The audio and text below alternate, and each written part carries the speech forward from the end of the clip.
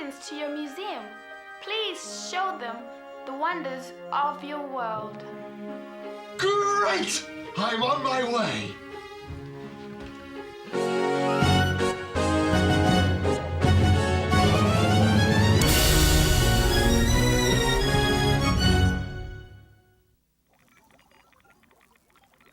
What you got there, Dr. Singh? What does it look like, Spigot? I don't know, Calc. Looks like an ashtray. Exactly. Not quite, Calc. This is an invention that I've been asked to repair. What's wrong with it, Dr. Singh?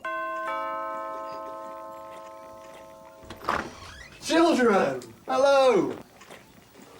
Welcome to my world, the world of Jonathan Singh. Hi, Dr. Singh. Hi, Doctor. Hello. How can I help you today? We have to plan an activity day for our class. Do you have any ideas? So let me see. Let's see, an activity for everyone that's fun. This should be fun for everyone. What game do you play with the paddle and ball? Watch.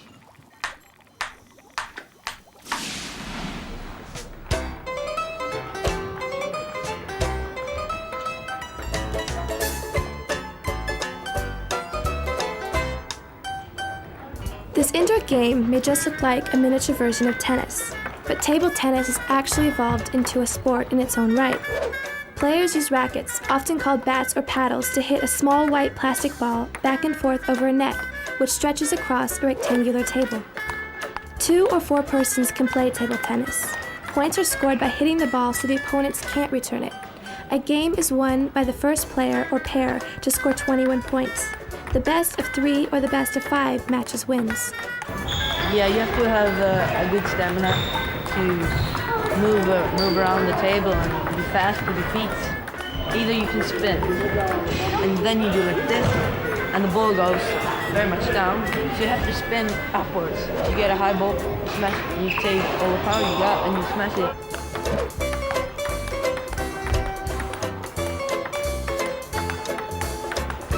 The sport developed in England in the late 1800s. A British track star named the game ping pong after observing the sound a celluloid ball made when it bounced off the table and the racket that was in use at the time. Today, table tennis is a popular form of recreation and an international sport. In addition to its popularity in Europe, the game really caught on in the Far East, where players elevated the game to the serious level of competition which exists throughout the world today.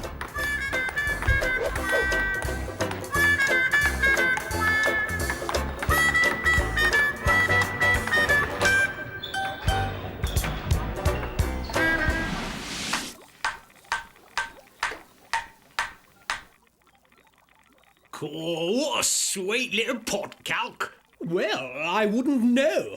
I have not seen enough different pots to form an opinion. Yes, indeed. A really nice pot.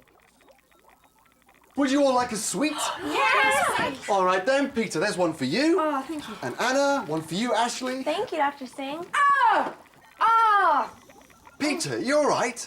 It's his teeth. He has a cavity and needs to go to the dentist. But he's afraid. Peter, you? You're afraid? Well, I've never been to the dentist, and you're afraid? Your teeth are very important, Peter. Anna, could you get me the disc, the Health Beat disc on teeth, please?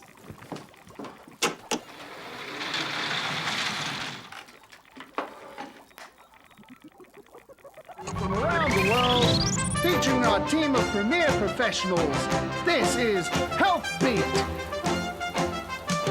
Hello and welcome to Health Beat. This just in, Jeru Kansi has been caught with a cavity. To tell us more about this awful crime is our investigative reporter woman. Meet the criminal 10-year-old Jeru Kansi. He may look like an ordinary boy, but he's been convicted on 3 counts of treason. He helped the enemy take over one of his own teeth. And how did Jeru commit this hideous crime? Our competent crew has been following Jeru with a hidden camera. This is what we found. First, he refused to help his own teeth by brushing them regularly. The few times he did brush his teeth, he did it wrong. Then he would leave his toothbrush where bugs could crawl on it. And to complete his crime, he invited the enemy to come right into his mouth. Jeru has now been sentenced to a mouthful of pain and the constant reminder that he is a teeth traitor. To make sure our hidden cameras do not catch you with a cavity, be sure to brush your teeth with toothpaste after eating and before bedtime. Round and round, and make sure you get the back teeth. Put your brush in a safe place, away from dirt and bugs. Avoid food and drinks that have a lot of sugar. Eat fruit every day, especially after a meal. Reporting from our secret headquarters, this is Reporter Woman. Thanks for that sweet report. Remember, news watchers, it is important that you take care of your teeth. Until next time, stay on beat.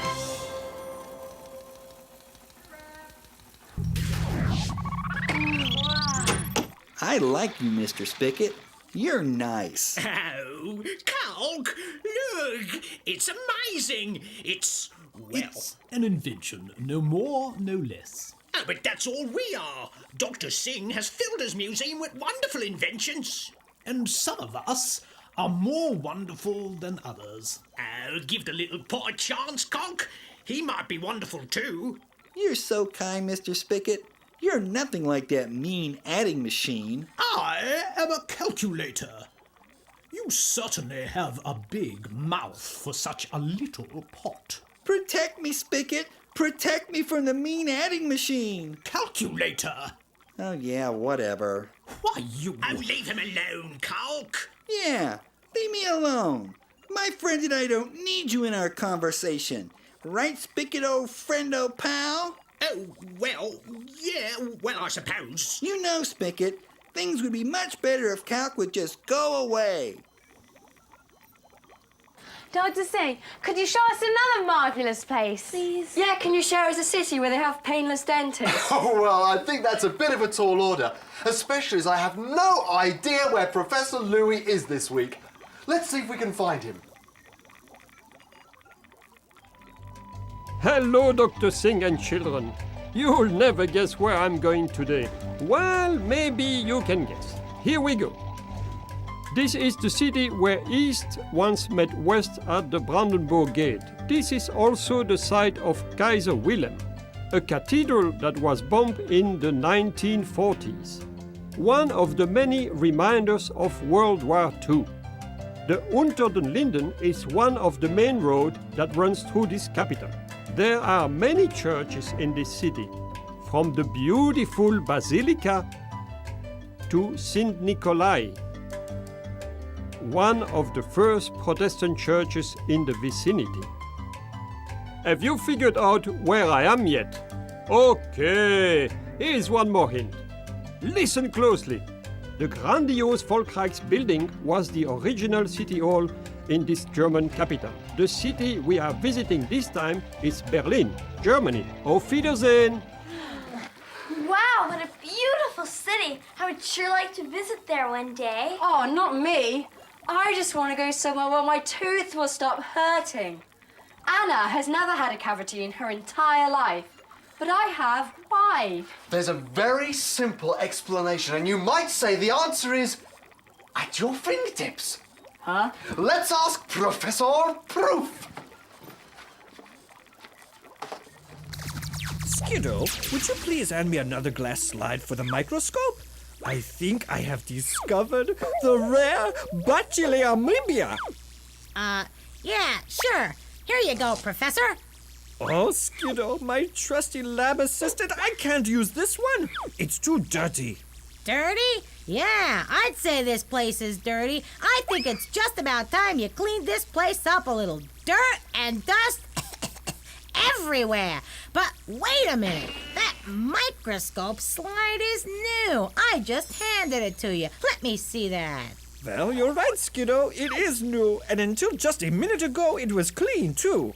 But now, it has your fingerprints on it. What? My fingerprints? Where? Oh, glad you asked. Now for a little powder. A little here, there. And there you have it. Skiddo fingerprints. You can get fingerprints on glass to show up by dusting them with a little powder. See? But how do you know that those fingerprints are mine? I mean, they could be anyone's. Oh, I was waiting for you to ask me that. I had to ask. Oh, Mr. Graphic! Yesterday, I was able to obtain this fingerprint from a drinking glass you used. Let's compare. Okay. As you can see, the fingerprint from today matches perfectly with the fingerprint from yesterday. You're as right as ever, Professor. Actually, Skiddo, fingerprints are quite unique. There are 3 basic patterns for fingerprints: swirls, circles, and arches. Although everyone has one of these types, no other person in the world has or will ever have the same exact fingerprints as you. And even though your body continually is changing, your pattern of swirls or circles or arches will never change. Each of your fingers even has a different pattern. So, if you want to look at them, hold your fingers up to the light and look at them very carefully. Even better, dust a drinking glass or something that you have touched. What a great idea. I think I'll go try that. Oh, not so fast, you little worker. Didn't you say something about how this place needed a good cleaning?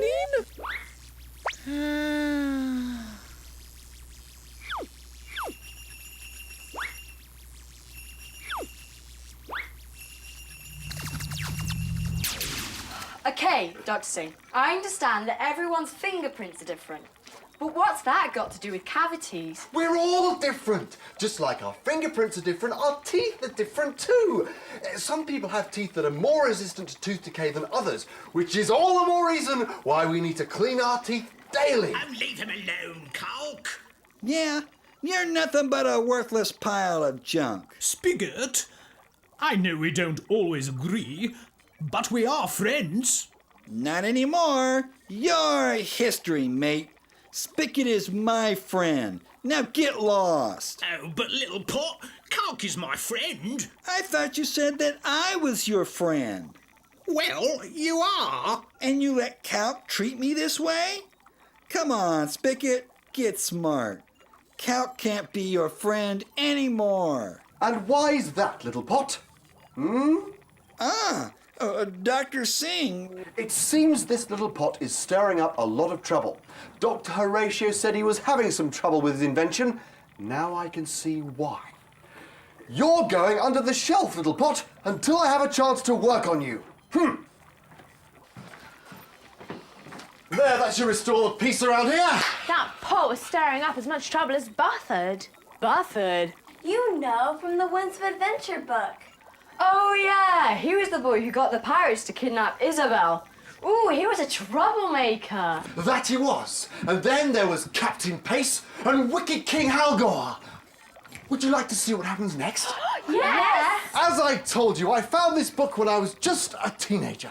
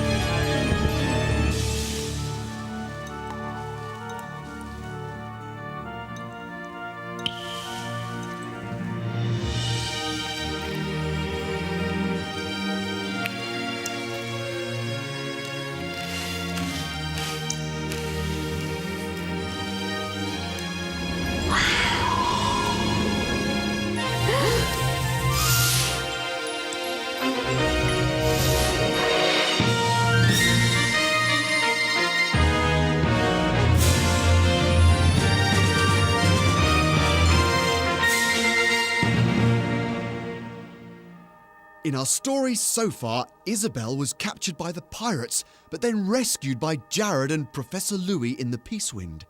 The Peace Wind's force field was struck by lightning, which catapulted them into another world. Our heroes made friends with the Tamarling prince, Rohanor, while the pirates repaired the Dark Wind. Sound the alarm! General quarters, you school of bloated jellyfish.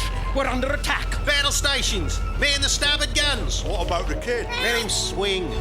Where's the rest of the crew? Raymond, there, across the starboard rail. What in the blazes?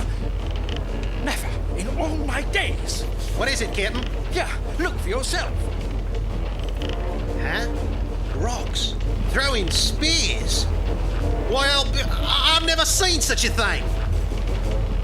The pirates had good reason for their surprise. Below the Darkwind were robots made of solid rock that were controlled by their masters, led by the wicked false king, Halgor the Horrible. Baldolf, where are you? Get your snivelling carcass over here now. Yes, Your Majesty. What's wrong with the rock robots? They're missing the target. How can they possibly miss something the size of a ship that sails in the air? Get me Dr. Kaldu. I want that flying ship. Is that understood? Yes, Your Majesty. I must have that ship. I must have that ship. I could rule the world with it. Even Prince Roanor would grovel at my feet.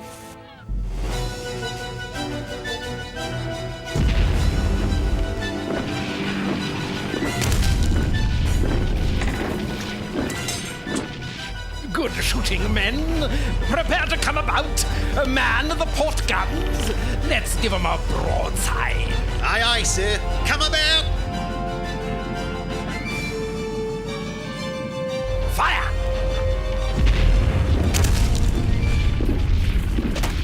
I can't believe it.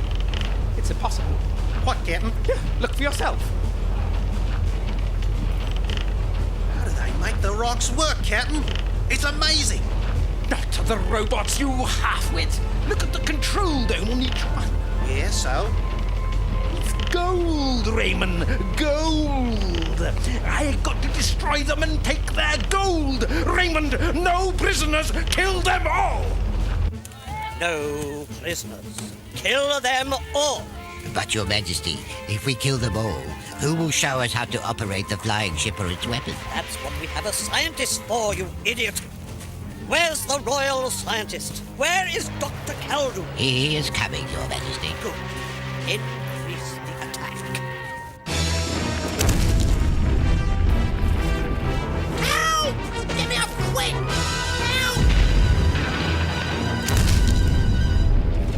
Help! Your Majesty, Dr. Kaldu is here. It's about time. Well, Doctor, what is the thing in the sky and how do we capture it? It is some sort of flying ship, Your Majesty. I know that, you idiot. Tell me something I don't know. Well, I have modified a rock robot dome to work as a guided rock missile, and I think it might bring the ship down. Well, what are you waiting for, you incompetent fool? Do it.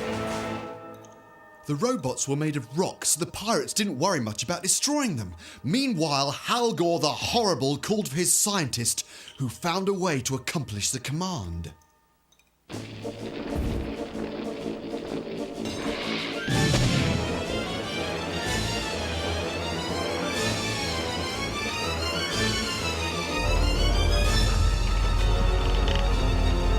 What in the blazes? Scarface! Incoming! Hard about! Scarface! Raymond! Collision course! Hard about again! Incoming! Blazes! Raymond!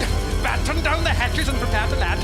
Reload all cannons. Prepared for land assault. Aye, Captain, but there are too many for us. We'll never get them all. Maybe we should retreat. I want the gold. Of course. But if a frontal assault won't win the prize, maybe we could strike a peace and then steal them blind.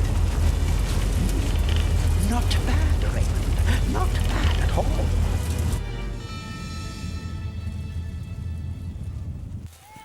Not bad, Baldorf. Not bad at all. Dr. Kaldu's new weapon worked. The flying ship is coming down. But, Your Majesty, what will we do when they do reach the ground? What will we do? Oh, obviously, the flying ship is not Tomaling in design. The weapons that shoot fire and black smoke are not Tomaling either. Who knows what terrors await us in the hull of the flying ship? So what do you suggest? Perhaps we could negotiate a peace. Peace? That is unacceptable. I will have that ship. And you shall, Your Highness. Let us lure them into a peace, and then take the ship without the loss of a single tamale. I like it. It is at moments like these I appreciate my good judgment in making you my vizier.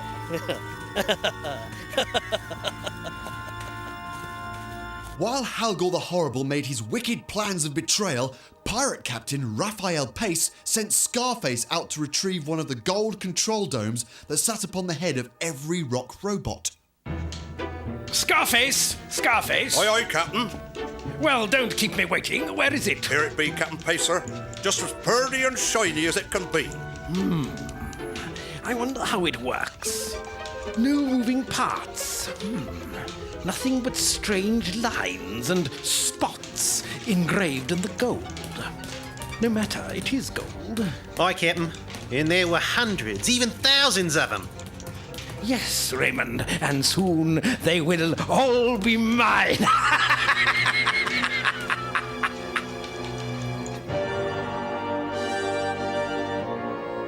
Well, where is he?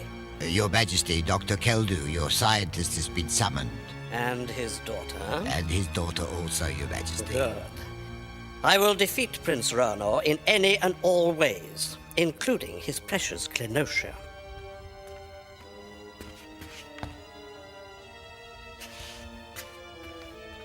Your Majesty, I have just been informed that Dr. Keldu is awaiting your permission to enter. By all means, bring him. I sent for him, didn't I? Yes, Your Majesty. Well, Doctor, your rock robot guided missile worked well. It brought the dark wind down to Earth. Thank you, Your Majesty. Which brings me to our business. I will have this ship and its weapons. When I get them, you are to train our people in their use. Of course, Your Majesty. Your Royal Majesty, concerning the agreement we had about my daughter? Yes, of course, your daughter. Baldorf, send in the lovely Klenosha.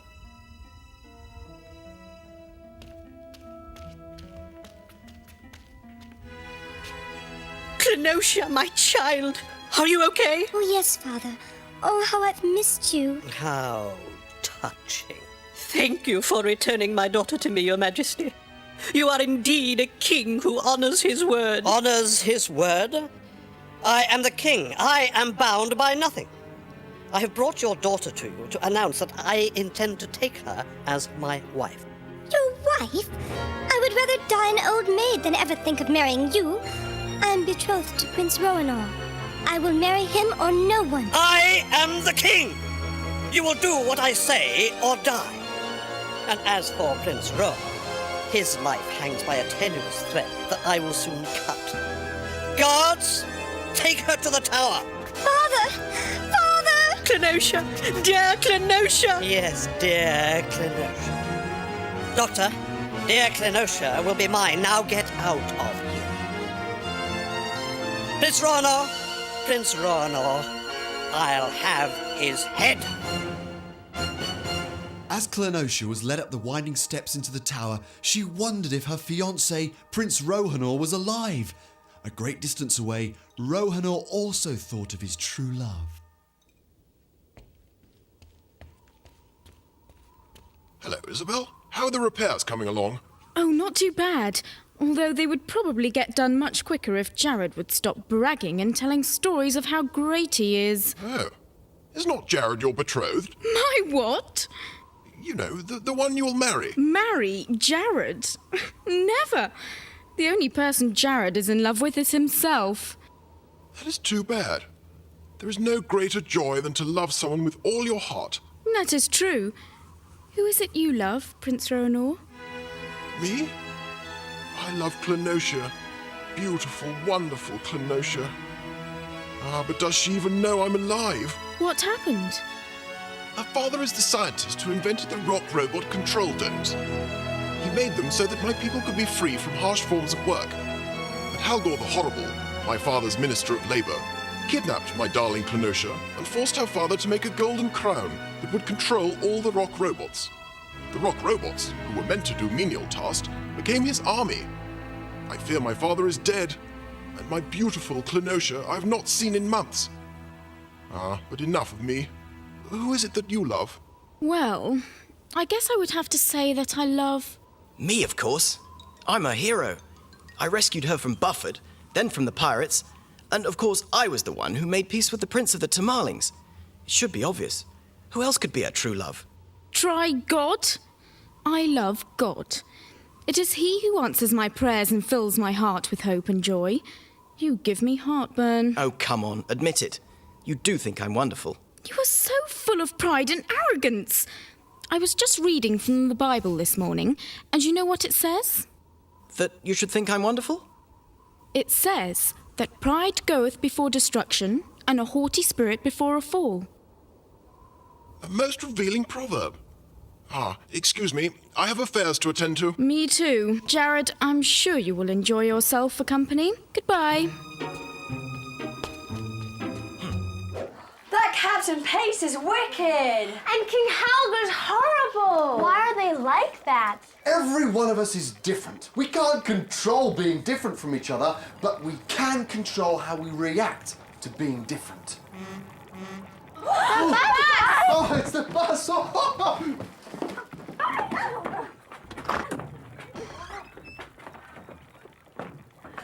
The bus! Bye, Dr. Singh. Goodbye. Calc, I'm sorry I snapped at you. I didn't mean to hurt your feelings. You're my best friend in the whole world. Of course. And I forgive you. We can't control the things about us that make us unique and different, but we can control the way we react to each other's differences. Calc and Spigot have learnt a valuable lesson today. There are people like Halgor and Pace and even Pot whose motives are selfish. They are a problem. We can't control their behaviour, but we can control the way we react to their behaviour.